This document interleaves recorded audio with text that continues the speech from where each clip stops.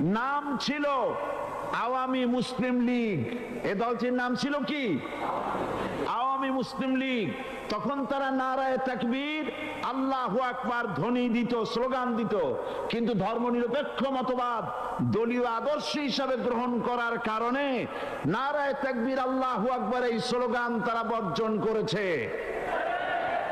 1972 সনে যখন তারা ক্ষমতায় এলেন, তখন সংবিধানের শিরোনামে মুসলিম প্রথা সিদ্ধ বিসমিল্লাহির রহমানির রহিম তারা পরিত্যাগ করেছিল।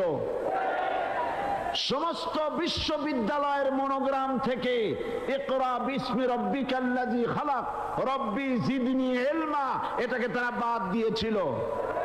সলিমুল্লাহ মুসলিম হল এই নাম থেকে মুসলিম শব্দ বাদ দিয়েছিল।